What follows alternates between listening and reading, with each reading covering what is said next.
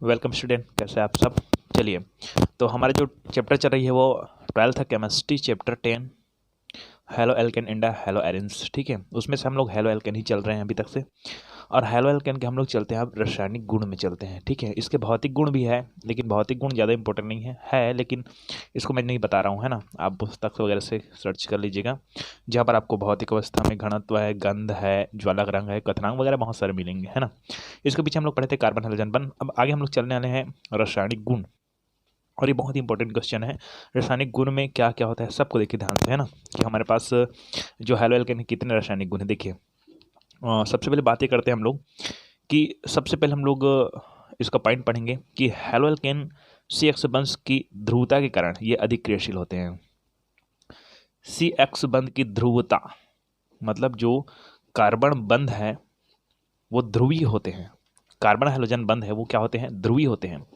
क्यों ध्रुवीय होते हैं इसको मैंने पहले इसके जस्ट पीछे वाले वीडियो में बता रखी है कि कार्बन हाइड्रोजन बंध की प्रकृति, कार्बन हाइड्रोजन बंध की जो प्रकृति है वो ध्रुवीय होती है ना।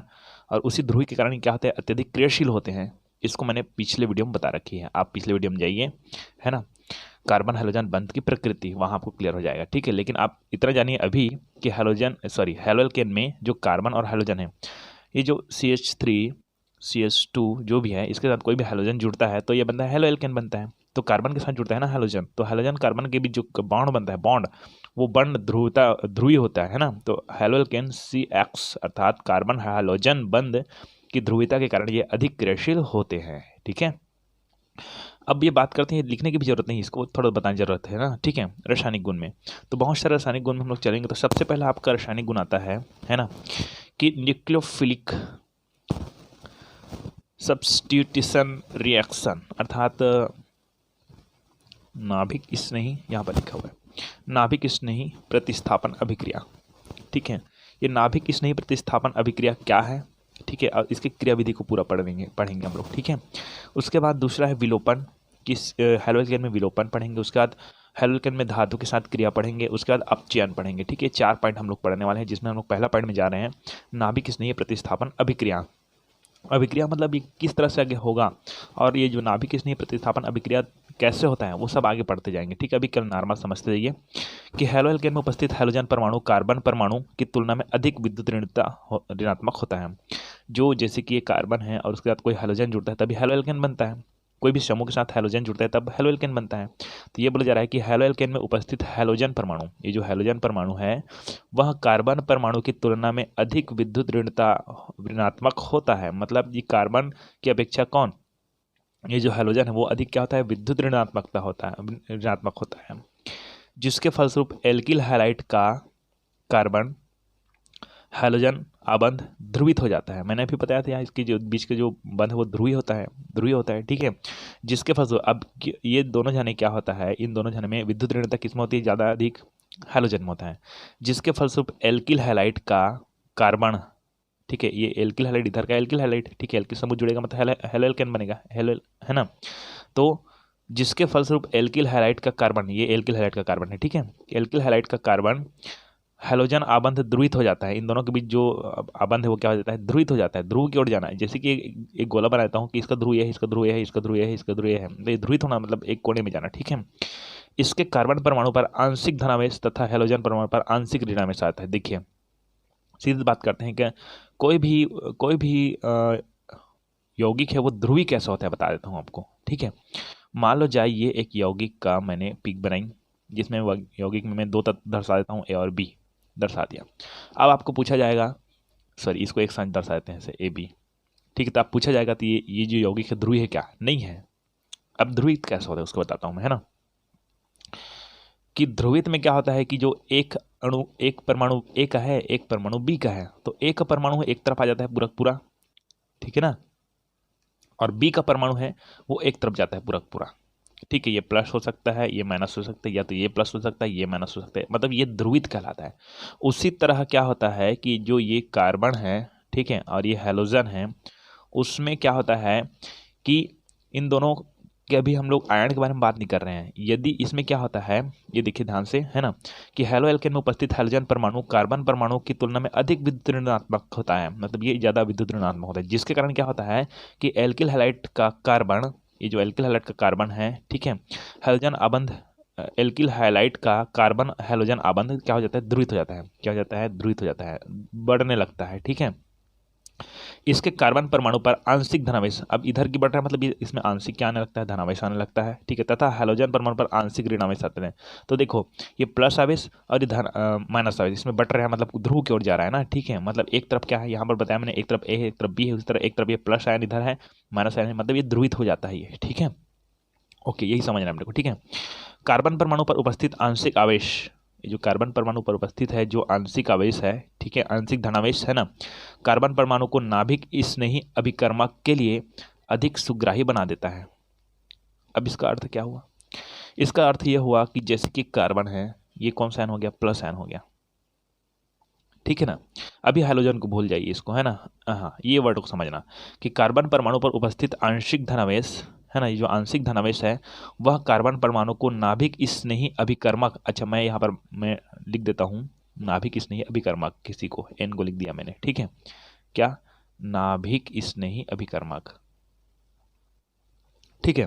तो कार्बन परमाणु पर उपस्थित जो आंशिक धनावेशी कार्बन का परमाणु को, कार्बन परमाणु पर उपस्थित आंशिक धनावेशित कार्बन परमाणु को, ये जो आंशिक धनावेशित कार्बन परमाणु है, ठीक है, उस कार्बन परमाणु को, है ना, सॉरी, कार्बन परमाणु की नाभिक स्नेही अभिकर्मक के लिए, ये नाभिक स्नेही अभिकर्मक है, ठीक है, ये माइनस आयन, ओके, नाभिक स्नेही अभिकर्मक के लिए अधिक सुग्राही बना देता है।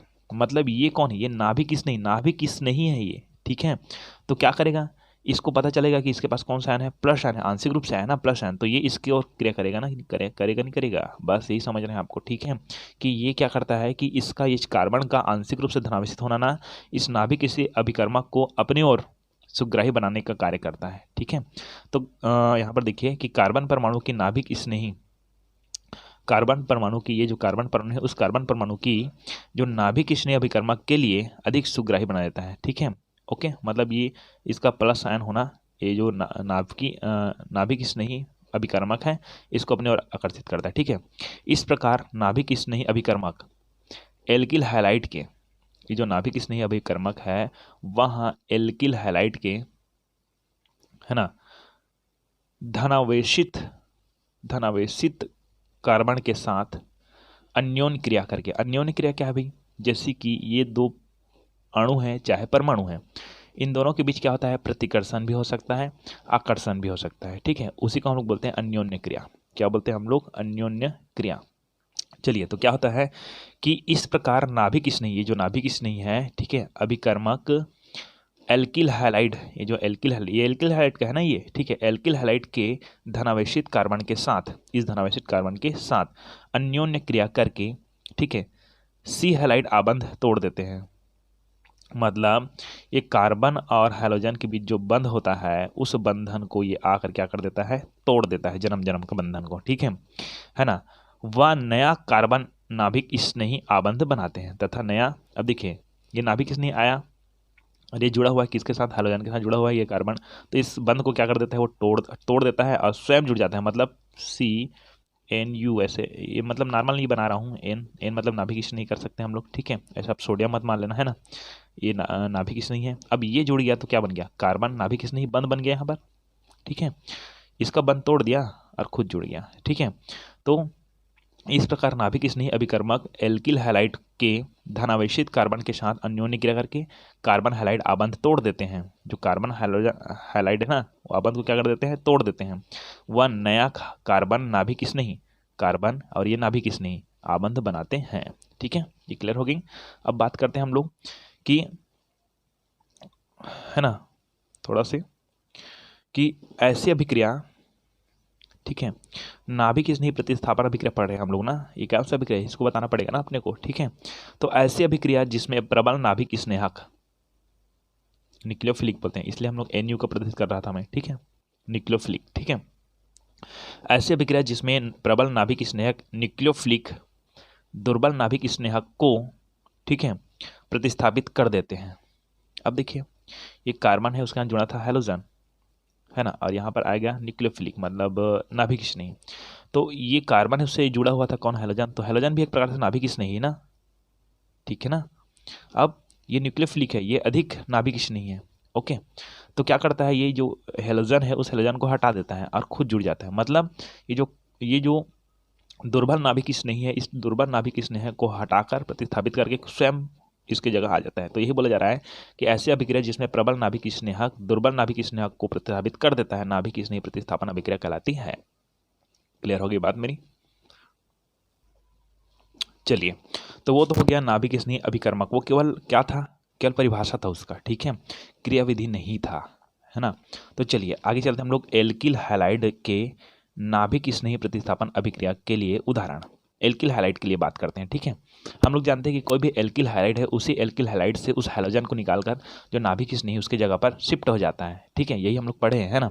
तो अब हम लोग उदाहरण को समझते हैं, ठीक है। तो आपको पूछा जाए कि नाभिक स्नेही प्रतिस्थापन अभिक्रिया क्या है, तो उस अभिक्रिया के वो जो परिभाषा उसको दे रहे हैं, और अभिक्रिया क्या है, और अभिक्रिया के साथ साथ, ठीक है, उसका यदि हमको पूछा जाए कि उदाहरण दीजिए, ठीक है, या नाभिक स्नेही प्रतिस्थापन अभिक्रिया के उदाहरण दीजिए एल्किल हैलाइड पर, ठीक है। तो ये सब उदाहरण आएंगे आपके अंतर्गत, ठीक है, और एकदम सिंपल उदाहरण है। देखिए कि हाइड्रोक्सिल समूह द्वारा हैलोजन का प्रतिस्थापन, मतलब जो एल्किल हैलाइड है उसमें से अपने को हैलोजन निकालना है, ठीक है। तो कौन निकालेगा, हाइड्रोक्सिल समूह निकालेगा, ठीक है। एक क्लियर करते जाइए। पहला पॉइंट आता है हाइड्रोक्सिल समूह द्वारा हैलोजन का विस्थापन, ये हमारा पहला पॉइंट है ना। ये हम लोग कह सकते हैं इसको एल्कोहल का बनना समझिए, इसका एक क्वेश्चन बनेगा, एल्कोहल का बनना समझिए, है ना। तो हाइड्रोक्सिल समूह द्वारा हैलोजन का प्रतिस्थापन, या तो एल्किल हैलाइड में नाभिक स्नेही प्रतिस्थापन के फलस्वरूप एल्कोहल के बनने की प्रक्रिया समझिए। तो हाइड्रोक्सिल समूह, चलिए देखिए ध्यान से क्या करते हैं, हमारे पास ये RX, ये हमारे पास एक एल्किल हैलाइड है ना, और इसके साथ हम लोग जोड़ देते हैं किसी को, है ना, पोटेशियम हाइड्रोक्साइड, ठीक है ये। और यहाँ पर देख लीजिए कि ये जो एल्किल हैलाइड है, इस एल्किल हैलाइड से किसको, ये हैलोजन को प्रतिस्थापित करना, हमारा मेन उद्देश्य यही है, ठीक है। तो क्या कहते हैं, ये प्लस आयन है, देखिए ये माइनस आयन है, माइनस आयन क्रिया करेगा इसके साथ, ठीक है। तो हो जाएगा ये अपने पास कोई भी समूह है और ये हाइड्रोक्साइड जुड़ जाएगा। मतलब ये जो एल्किल है उस एल्किल में से हैलोजन को हटाकर ये जो हाइड्रोक्साइड है उसकी जगह जुड़ जाएगा, ये एकदम सिंपल भाषा में, ठीक है। और ये बचा हुआ जो पोटेशियम है वो किसको ले लेता है, ये बचा हुआ पोटेशियम है वो किसको ले लेता है, हैलोजन को ले लेता है। मतलब ये जो OH है, हाइड्रोक्सिल समूह है, ये क्या करता है, हैलोजन को क्या करता है, प्रतिस्थापित कर देता है। बस यही समझना है, ठीक है। क्योंकि नाभिक स्नेही प्रतिस्थापन अभिक्रिया में यही होता है कि कोई भी जो नाभिक स्नेही होता है इस हैलोजन को इनसे जो भी एल्किल समूह है उन समूह से क्या कर देता है, अलग कर देता है। तो यहीं पर देखें कि हमारे पास उदाहरण ले लेते हैं, यहाँ पर लेते हैं आयोडोमेथेन को लेते हैं, CH3I, ठीक है, आयोडोमेथेन। और यहाँ हम लोग लेते हैं सिल्वर का कोई ऑक्साइड ले लेते हैं, ठीक है, AgOH, ये दे, ठीक है, और ये देते हैं, है ना। अब बात करते हैं दोनों का रिएक्शन का। तो ये CH3 ये अपना समूह है, ठीक है, एल्किल, है ना। अब इसमें से जो एल्किल है वो किसके साथ क्या करता है, वो करता है हाइड्रोक्साइड, ठीक है। इनके साथ क्या करता है, ये बनाता है CH3OH प्लस Ag बचा हुआ है ना, ये हाइड्रोक्साइड इसके साथ क्रिया कर लिया, Ag बचे हुआ, तो Ag के लिए क्या बचा है, आयोडीन बचा हुआ है, तो AgI, ठीक है। इस तरह से ये हो गया क्रिया। अब बातें करते हैं कि क्या हुआ इसमें, क्या हुआ कि जो हाइड्रोक्साइड है, ठीक है, वो आयोडीन को क्या कर देता है, बाहर कर देता है और उसकी जगह शिफ्ट हो जाता है, बस यही है, ठीक है। तो इसमें क्या होता है उसको देखिए कि इसमें थोड़ा लिखेंगे कि एल्किल हैलाइड, ठीक है, यहाँ पर थोड़ा से लेफ्ट तरफ लिखा हूँ मैं, राइट में, एल्किल हैलाइड को, ठीक है, उबलते हुए जली क्षार यहाँ पर, ठीक है ना, इसको जली क्षार मान लेते हैं उबलते हुए, या उबलते हुए जल में सिल्वर ऑक्साइड के साथ अभिक्रिया करके एल्कोहल बनाते हैं, ठीक है, अभिक्रिया कराकर एल्कोहल बनाया जाता है। मतलब किसको एल्किल हैलाइड में कौन है, आयोडोमेथेन है हमारे पास, ठीक है। एल्किल हैलाइड को उबलते हुए जली क्षार, या कह सकते हैं उबलते हुए कोई जल में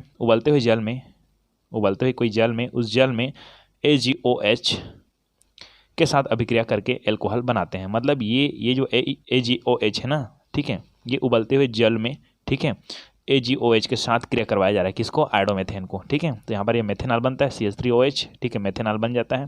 तो ये आपका क्लियर हो गया कि हाइड्रोक्सिल समूह द्वारा हैलोजन का प्रतिस्थापन या एल्कोहल का बनना, ये एल्कोहल का बनना क्लियर हो गया। दूसरा हम लोग चलते हैं आगे, एल्कॉक्सी समूह द्वारा हैलोजन का प्रतिस्थापन। ये एल्कॉक्सी समूह क्या है, एल्कॉक्सी समूह क्या है ना। पहली बात तो ये है क्या है कि एल्काइल ग्रुप पर ऑक्सीजन, ठीक है, बात समझ रही, कोई भी एल्काइल ग्रुप है, उस एल्काइल ग्रुप के साथ अगर ऑक्सीजन जुड़ा हुआ है तो वो एल्कॉक्सी है। क्या है, एल्कॉक्सी, ठीक है। तो थोड़ा सा हम लोग देख लेते हैं सूत्र के आधार पर। ये RX ये हो गया आपका एल्किल हैलाइड हो गया, ठीक है, या हेलोएल्केन हो गया, है ना। इनमें हम लोग कोई क्या जोड़ेंगे, एल्कॉक्सी समूह। देखिए पहले में क्या होता है कि हाइड्रोक्सिल समूह के द्वारा किसको हटाया गया था, हैलोजन को हटाया गया था। हर क्रिया में आपको ये देखना है कि हैलोजन को कौन हटा रहा है, ठीक है। इसमें कौन हटाएगा, एल्कॉक्सी समूह के कोई भी सदस्य हटाएगा, ठीक है।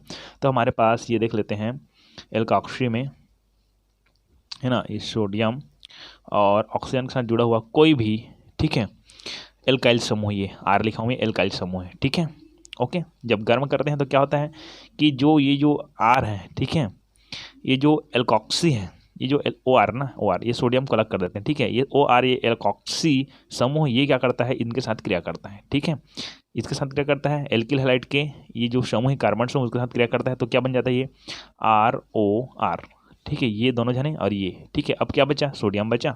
तब क्या होता है कि सोडियम है वो Na लिखते हैं, सोडियम है और सोडियम इसको ले लेता है हैलोजन को, ठीक है, ये NaX।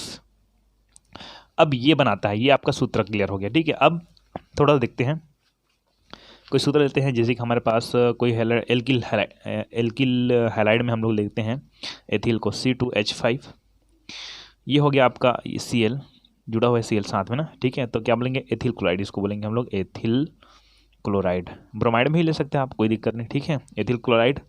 और इसमें जुड़ा हुआ है कोई, है ना, C2H5। ये C2H5 इसलिए जोड़ा जा रहा है क्योंकि अब मैंने बताया कि एल्कॉक्सी समूह क्या है, जिसमें एल्काइल ग्रुप जुड़ा हुआ, ठीक है, एल्काइल ग्रुप जुड़ा हुआ ऑक्सीजन के साथ, है ना, या एल्काइल ग्रुप के साथ कोई ऑक्सीजन जुड़ा हुआ है तो उसको बोलते हैं हम लोग एल्कॉक्सी समूह, है ना। तो ये हो गया यहाँ पर, ठीक है। अब देखिए यहाँ पर सोडियम है वो किससे क्रिया करेगा, क्लोरीन से, सोडियम क्लोरीन से क्रिया करेगा, है ना। और ये जो समूह है, ये पूरा एल्कॉक्सी समूह है, ये पूरा क्रिया करता है C2H5 से करेगा, ये तो मैंने सूत्र में बता रखी है आपको, ठीक है। तो ये करवा दीजिए क्रिया, तो ये हो जाएगा आपका C2H5, ये वाला हो गया, ठीक है। और ये ऑक्सीजन और ये उसके ऑक्सीजन में जुड़ा हुआ C2H5, ये हो गया, इसका नाम हो गया डाई, दो है ना, C2H5 C2H5, तो डाई एथिल ईथर, ठीक है, प्लस सोडियम बचा हुआ है, क्लोरीन बचा हुआ है, सोडियम क्लोराइड बना दीजिए, इसको तो आप बचपन से जानते हो। चलिए, तो बन गया ईथर, बन गया ना ईथर समूह, ठीक है। अब ये बात ये करते हैं हम लोग कि ये क्वेश्चन कैसे आएगा, ईथर का बनना समझाइए, ठीक है। एल्किल हैलाइड के नाभिक स्नेह प्रतिस्थापन द्वारा ईथर का बनना समझाइए, या इसको हम लोग और बोलते हैं विलियमसन संश्लेषण क्या है, ठीक है, विलियमसन संश्लेषण क्या है। तो जब एल्किल हैलाइड को, देखिए इसको थोड़ा सा मैं क्लियर कर देता हूँ कि जब एल्किल हैलाइड को, ये एल्किल हैलाइड है, ठीक है, इसमें एल्किल हैलाइड ये है, मतलब ये इसको सूत्र टाइप से है, ये उसका पूरा डिटेल्स है, उदाहरण है ना। जब एल्किल हैलाइड को सोडियम एल्कॉक्साइड, ठीक है ना, सोडियम एल्कॉक्साइड के साथ गर्म किया जाता है, सोडियम एल्कॉक्साइड, एल्किन है ना ये, ठीक है, कोई एल्किन जुड़ा हुआ है, सोडियम, इसको बोलेंगे एल्कॉक्साइड, और इसको हम लोग नाम से बताएंगे, ठीक है। अभी केवल इतना समझिए कि जब एल्किल हैलाइड को, ये एल्किल हैलाइड है, इस एल्किल हैलाइड को जब सोडियम एल्कॉक्साइड, एल्किल समूह के साथ ऑक्सीजन जुड़ा हुआ है, तो सोडियम एल्कॉक्साइड के साथ गर्म किया जाता है तो ईथर बनता है, ठीक है। इसे विलियमसन संश्लेषण भी कहते हैं, ऐसा लिख देना, ठीक है। अब देखिए इसका नाम हो गया एल्किल हैलाइड, तो एल्किल हैलाइड में हम क्या लिए हैं, एथिल क्लोराइड लिए हैं, ठीक है। अब सोडियम एल्कॉक्साइड, सोडियम एल्कॉक्साइड की जगह हम लोग इसको पूरा नाम लिखेंगे तो क्या नाम हो गया इसका, सोडियम या मेथेन, एथेन है ना, तो एथॉक्साइड, ठीक है, सोडियम एथॉक्साइड लिए हैं, ठीक है। अब दोनों को क्या कर देते हैं, गर्म कर देते हैं यहाँ पर, गर्म करने पर लिख दीजिएगा, ठीक है। ये बन गया आपका डाई एथिल ईथर, ईथर का बनना को समझाइए, ये क्लियर किया करना है आपको, ठीक है। चलिए अब लोग तीसरा हम चलते हैं, तीसरा उदाहरण चलते हैं। ये सब उदाहरण इसलिए बताया जा रहा है क्योंकि प्रत्येक उदाहरण में प्रत्येक बार एक नया क्वेश्चन बनता है, ठीक है। तो हम लोग चलते हैं साइनो समूह द्वारा हैलोजन का प्रतिस्थापन, साइनो समूह ना, ठीक है। या यहाँ पर लिख सकते हैं आप लोग एल्किल साइनाइड या एल्केन नाइट्रिट, नाइट्रिल का बनना, एल्किल साइनाइडो का बनना, एल्किल साइनाइडो का बनना, ठीक है। तो साइनो समूह आ गया, मतलब CN आ गया, सब तो जानते हो बचपन से ही, है ना, ठीक है। ये RX, ठीक है, ये हो गया आपका कोई भी एल्किल, ठीक है। कोई भी हमारे पास एल्किल हैलाइड ले लेते हैं, ठीक है, बाद में लेंगे, किसको लेंगे बताता हूँ मैं, ठीक है। और इसके साथ हम लोग लेते हैं पोटेशियम का जो साइनेट है उसके साथ लेते हैं, ठीक है, ओके। अब बात ये करते हैं हम लोग की क्रिया कैसे करता है। अब जानते हो कि किसको हटाना है, हैलोजन को हटाना है बार बार, ठीक है। तो कौन हटाएगा, अभी साइनेट हटाएगा, ठीक है। और इसमें दाता परमाणु एक ही होते हैं, एक दंतुर है, ठीक है। तो साइनो समूह द्वारा हैलोजन का प्रतिस्थापन, ये साइनो समूह इसके द्वारा हैलोजन का क्या करेगा, प्रतिस्थापन करेगा। मतलब ये जो CN है वो जुड़ जाएगा इसके साथ R के साथ, कोई एल्किल हैलाइड के जो एल्किल है उसके साथ जुड़ेगा, ठीक है। तो ये हो जाएगा आपका RCN, ये हो गया प्लस, पोटेशियम प्लस आयन है आपका, ठीक है, पोटेशियम, और ये हैलोजन ये जुड़ जाएगा, पोटेशियम का हैलाइड बनाएगा, ठीक है।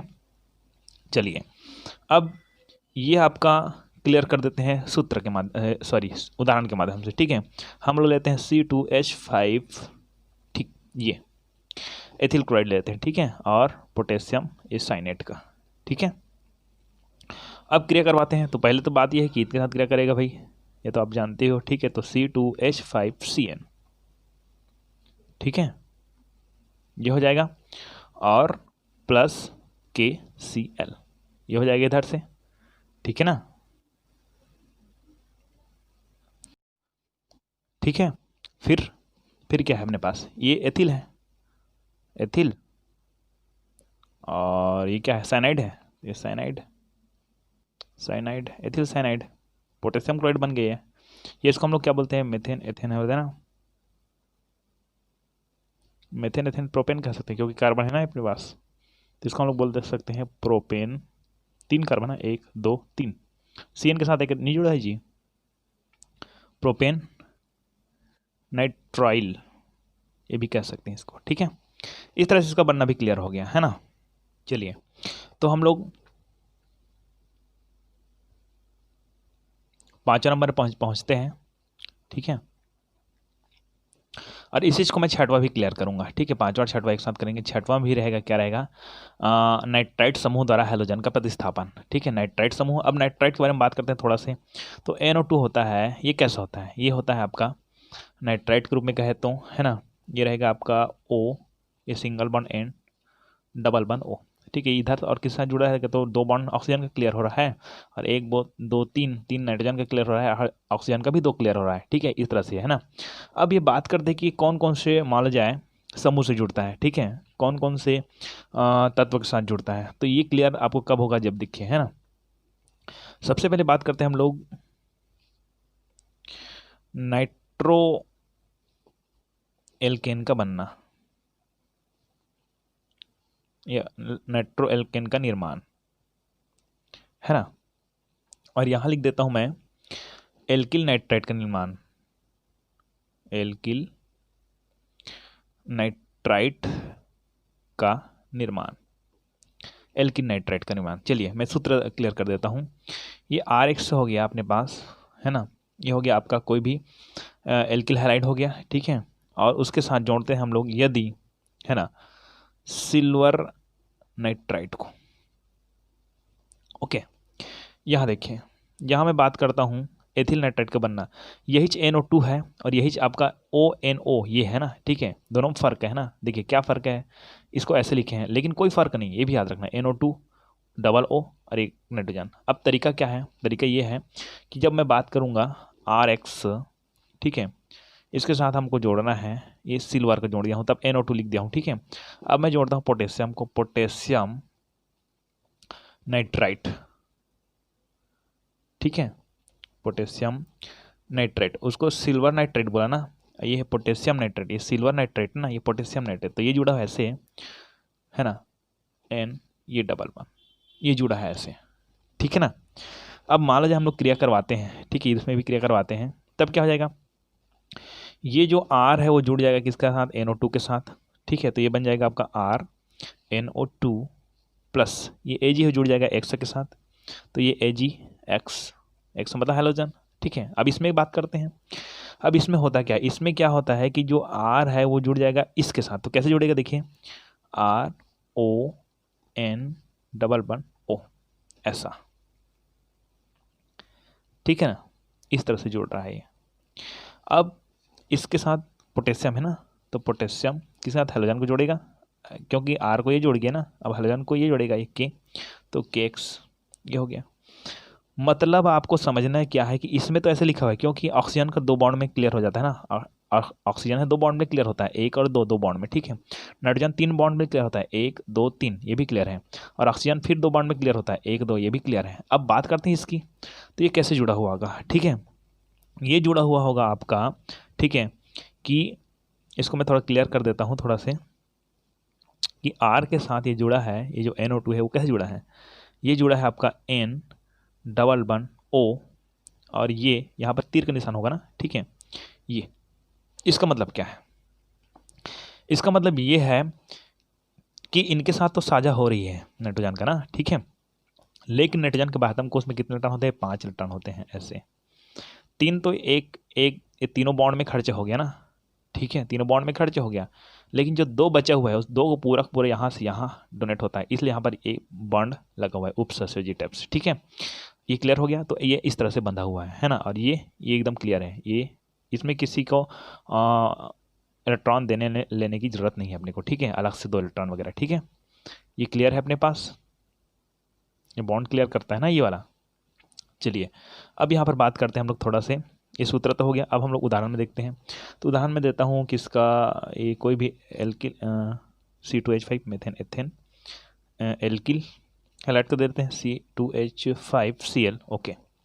अब इसको हम लोग जोड़ते हैं AgNO2, ठीक है ना। यहाँ हम लोग बात करते हैं CH3CH2Br, ब्रोमीन के बारे में बात कर रहे हैं ना, ठीक है। यहाँ पर क्लोरीन ना, यहाँ पर ब्रोमीन, तो इसको क्या नाम हो जाएगा, एथिल ब्रोमाइड, ठीक है। और किसका यूज़ कर रहे थे यहाँ पर, पोटेशियम का, तो KNO2। इसका मतलब समझ आएगा ना, यहाँ पर ऐसा टेक्स्ट लिखे हम लोग, ठीक है ना, NO2 को, ठीक है, ये हो गया। अब मान लो जब हम लोग क्रिया करवाते हैं, तो ये देखिए ये सिल्वर है, तो ये यहाँ से क्रिया इधर तो नहीं बनेगा, तो इधर लिख रहा हूँ मैं, ठीक है। ये बन जाएगा C2H5NO2, ठीक है, ये जुड़ गया इसके साथ, कौन बच गया, अब सिल्वर बच गया, क्लोरीन के साथ सिल्वर क्लोराइड बना देगा, ठीक। तो इसका क्या नाम है, इसका नाम है नाइट्रोएथेन, नाइट्रोएथेन, ठीक है।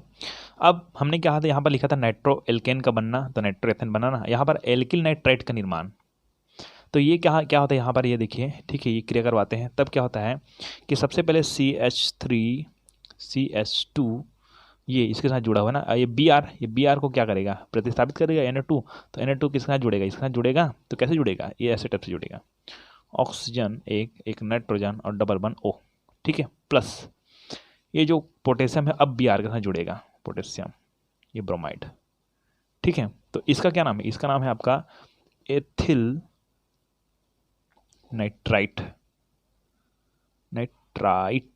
एथिल नाइट्राइट, इस तरह से क्लियर कर लीजिएगा आप, ठीक है।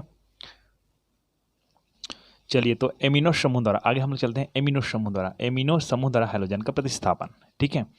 अब ये भी एकदम सिंपल उदाहरण है ना, तो थोड़ा टेक्निक अपनाएंगे, बहुत लंबा जाएगा तो, ठीक है।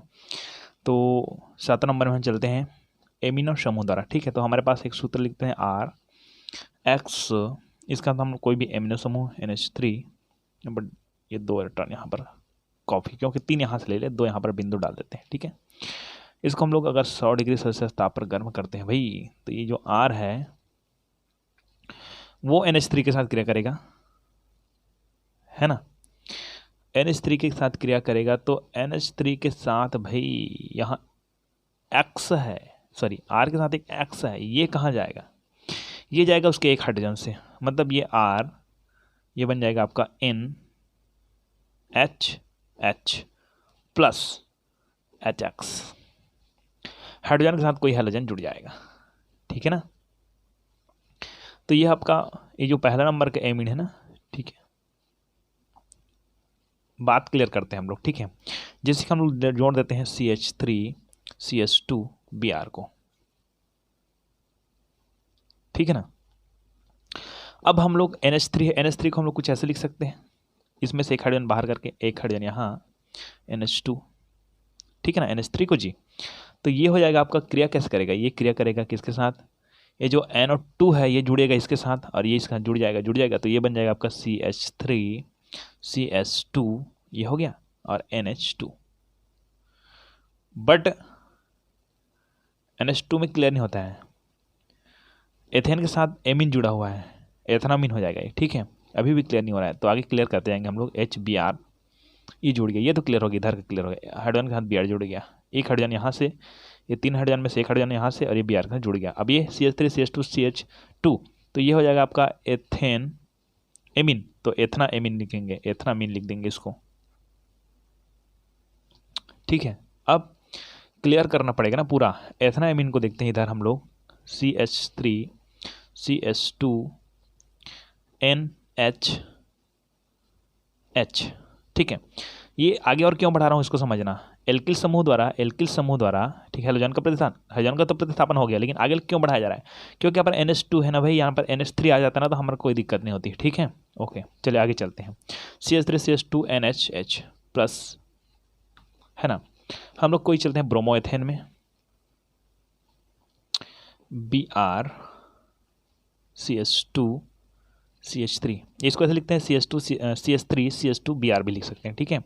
यह आपका है ब्रोमो एथेन, ठीक है। और इसका क्या नाम है, एथनामीन, यहाँ पर लिख देना एथनामीन 1, ठीक है।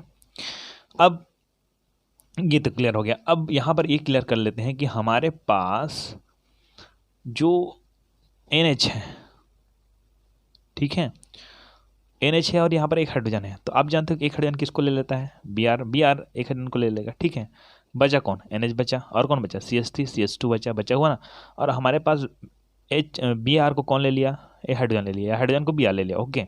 अब बचा कौन, NH बचा, और क्या बचा, CH3CH2, तो ये किसका जुड़, ये जुड़ेगा CH2CH3 के साथ, तो हमारे पास CH2CH3 एक इधर है और CH3CH2 एक इधर है ना, तो 2 है ना हमारे पास, तो ये क्या हो जाएगा आपका CH3CH2, ये डाई, ठीक है। और कौन है, NH है अपने पास, NH, ठीक है ना, और कौन जुड़ा हुआ है अपने पास, Br है, वो H के साथ जुड़ा हुआ है, तो ये हो जाएगा आपका HBr, बस ये ब्रोमाइड का बन गया, ठीक है, ये हाइड्रोजन के साथ जुड़ गया। तो ये हमारे पास डाई एथिल एमीन, NH हमारे पास एमीन बचा ना, यहाँ पर बचा हुआ है, तो इसका नाम हो जाएगा डाई एथिल एमीन, ये एमीन बचा हुआ है, ठीक है। और अब देखिए थोड़ा सा क्रिया करते जा रहे हैं, है ना, चलिए। तो ये हमारे पास ये जो बचा हुआ है डाई, इसको हम लोग एन एथिल डाई एथनामीन भी कह सकते हैं, लेकिन इसका नाम जो लिखा उसको लिख देना, ठीक है।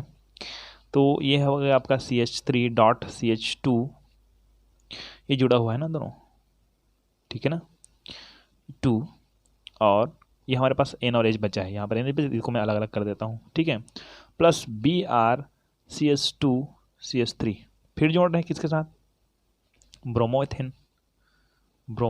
एथेन, यहाँ से क्या कराते हैं, तब देखिए कि हमारे पास CH2CH3, ये हमारे पास है, ठीक है, 2 जने हैं, इधर देखिए CH2CH3, ठीक है, मतलब ये CH3 सामने में से करके लिख सकते हैं ना, यहाँ पर देखो CH3CH2 है ना, CH3CH2 है ना, ठीक है, तो 3 हो गया।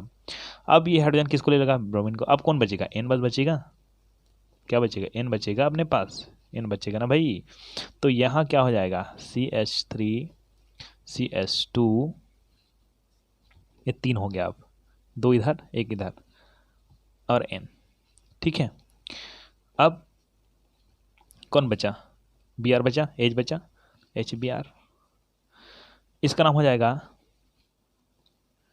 ट्राई एथिल एमीन,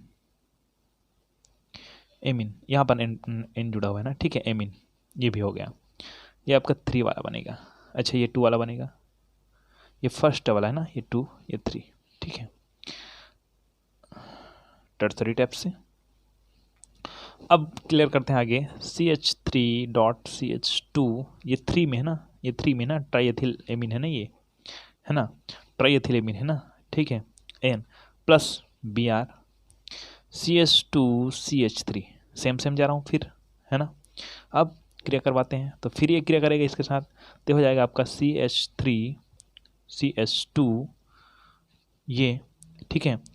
अब हमारे पास बचा क्या है, हमारे पास देखिए यहाँ पर कि CH3 और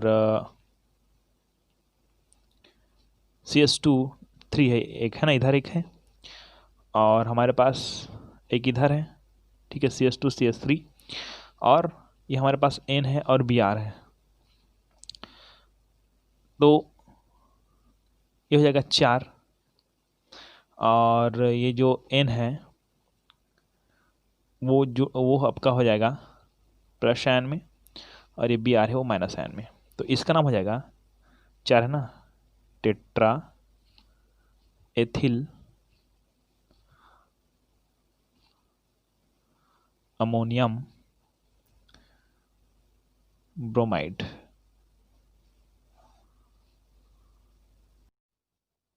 चलिए तो आगे हम लोग एमिनो समूह के बारे में क्लियर हो गया, उसके बाद एल्केनाइल के द्वारा होगा, ठीक है, और उसके बाद हाइड्रोजन सल्फाइड के द्वारा, ठीक है, हाइड्रोजन सल्फाइड के द्वारा, मार्क कैप्टेन के द्वारा, और उसके बाद आएगा आपका कार्बोक्सिलिक अम्ल के द्वारा, ठीक है, हैलोजनिक मतलब हैलोजनीकरण कह सकते हैं उसको, ठीक है, हैलोजन के द्वारा होगा तो, है ना, कोई भी, और उसके बाद सोडियम या पोटेशियम सल्फाइड की क्रिया से, मतलब सभी उदाहरण को समझाते जाएंगे।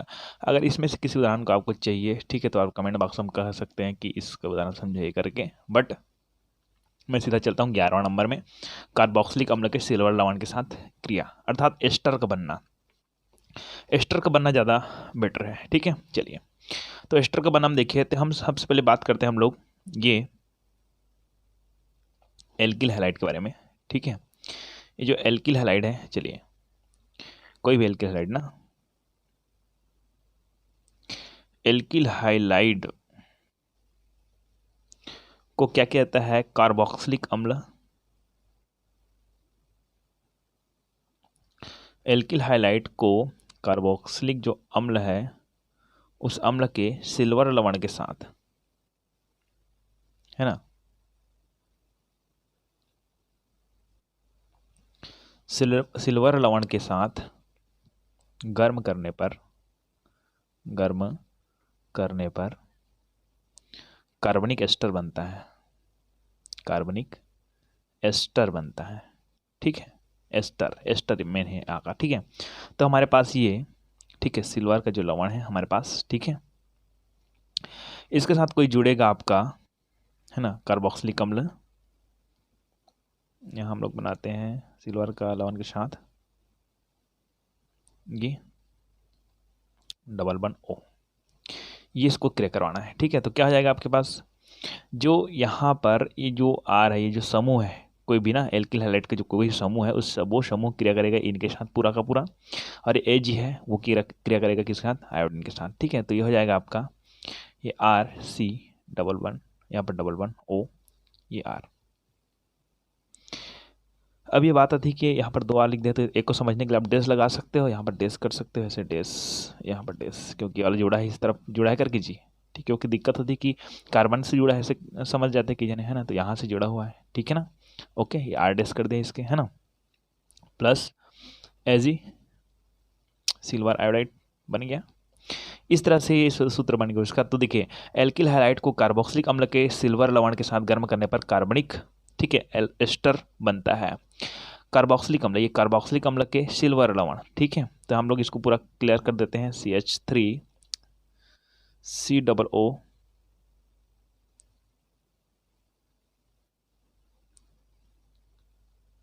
Ag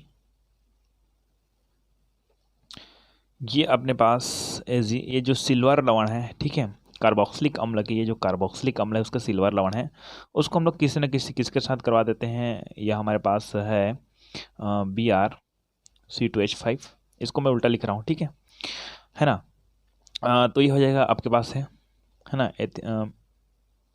एथिल का, एथिल ब्रोमाइड का, ठीक है, एथिल ब्रोमाइड। इसको क्रिया करवाते हैं, ठीक है। ये क्या होगा है, उल्टा लिख दिया गया है आपको, ठीक है, क्योंकि ये आ रहे हैं, इसको इस तरफ लिख देते हैं। इसको सीधा भी कर देता हूँ, उसमें कोई बड़ी बात नहीं है। ये जो C2H5Br ऐसा है, सीधी बात, ठीक है। और इसका जुड़ा हुआ है CH3COOAG, ये ऐसा जुड़ा हुआ है, ठीक है ना। ये तो क्या होगा अपने पास, ये जो एज ही आई के साथ क्रिया करता है ना, ठीक, एज ही किसके साथ क्रिया करेगा, BR के साथ क्रिया करेगा, और ये इसके साथ क्रिया करेगा, ओके। और क्या है, ठीक है, तो इसको इस तरह से लिखा गया है, ठीक है। तो यहाँ पर हम लोग क्रिया करवाते हैं CH3COOAG, ये सिल्वर है, ये जो सिल्वर लवण है, कार्बोक्सिलिक अम्ल के सिल्वर लवण है, ठीक है। इनको क्या कहता है, ये कोई भी एल्किल हैलाइड के साथ गर्म करते हैं, तो क्या प्राप्त होता है आपका CH3 यहाँ से, ठीक है, COO है ना, और ये C2H5 यहाँ जुड़ता है, C2H5, ठीक है, ये जुड़ गया, ये यहाँ से ये जुड़ गया, और ये बचा BR बचा, और क्या है, Ag बचा, तो क्या हो गया ये AgBr, ठीक है। ये बन गया आपका मीथेन एथेन प्रोपेन ब्यूटेन, हो गया ना। और यहाँ पर अच्छा उसको एथिल जुड़ गया ना, ठीक है, एसीटेट बन गया, एथिल एसीटेट, ठीक है। इसको हम लोग बोलते हैं एस्टर, ठीक है। इस प्रकार एस्टर का बनना भी क्लियर हो गया। चलिए और थोड़ा सा और, अच्छा एस्टर का बनना क्लियर हो गया ना, ठीक है। कुछ और देखते हैं, इसमें से किसी एक को निकाल लेते हैं। सोडियम सल्फाइड के साथ अब क्या देखते हैं थोड़ा से, सोडियम सल्फाइड के साथ ना, ठीक है, ये वाला 15 नंबर का सोडियम सल्फाइड के साथ अभिक्रिया, इसको बोलते हैं हम लोग स्ट्रेकर अभिक्रिया, इसीलिए मैं इसको बता रहा हूँ, ठीक है। हैलाइड विन में भी देख चुके हैं हम लोग, ठीक है, हैलाइड विन में भी देख लेंगे आप लोग बाद में। अभी हम लोग क्लियर करते हैं इसको, स्ट्रेकर अभिक्रिया को, ठीक है। स्ट्रेकर अभिक्रिया है ना, इसमें क्या होता है कि एल्किल हैलाइड, ये जो हमारे पास एल्किल हैलाइड, पूरा एल्किल हैलाइड के बारे में बात करते हैं। एल्किल हैलाइड की किसके साथ, सोडियम सल्फाइड के साथ, सोडियम सल्फाइड के साथ अभिक्रिया कराने पर, अभिक्रिया कराने पर सोडियम एल्किल सल्फोनेट प्राप्त होता है। इसे स्ट्रेकर अभिक्रिया कहते हैं। इसे क्या कहते हैं, स्ट्रेकर अभिक्रिया कहते हैं, है ना जी। अब बात करते हैं सीधा, ये हमारे पास हो गया एक एल्किल हैलाइड हो गया, ठीक है, उसके साथ क्रिया करवा देंगे हम लोग सोडियम सल्फाइड का क्रिया करवा देते हैं, ठीक है। सीधा गर्म कर देते हैं, है ना, यहाँ पर। अब ये जो R है वो किसके साथ क्रिया करेगा, ये क्रिया करेगा इसके साथ, ठीक है ना। बट हमारे पास 2 सोडियम है, एक सोडियम तो इसके साथ क्रिया कर लेगा हाइड्रोजन के साथ, बट एक सोडियम कहाँ जाएगा, तो आयनिक ग्रुप में बनता है, देखिए कैसे बनता है, ठीक है, SO3, ये माइनस आयन, और ये सोडियम प्लस आयन, एक सोडियम यहाँ गया है ना, और एक सोडियम कहाँ गया, NX हाइड्रोजन के साथ जुड़ा, ठीक है। तो ये आपका बन जाएगा सोडियम एल्किल सल्फोनेट, ठीक है। अब आपके लिए कुछ क्वेश्चन दे देते हैं फिर, है ना, एल्किल हैलाइड दे देते हैं कोई भी, C2H5 है ना, इसके साथ कोई भी हम लोग ब्रोमीन समूह देते हैं, सॉरी हैलोजन समूह दे देते हैं, इसको क्रिया करवा देना आप लोग SO3, बस क्रिया करके आप लोग कमेंट बॉक्स वगैरह में लिख दीजिएगा। यहाँ पर C के साथ BR का भी करा सकते हैं, वगैरह वगैरह बहुत सारे हैं, ठीक है। ये हो गया आपका स्ट्रेकर अभिक्रिया। इस तरह से ये पूरा हेलो एल्केन्स का जो रासायनिक गुण है वो क्लियर होता है। ठीक है।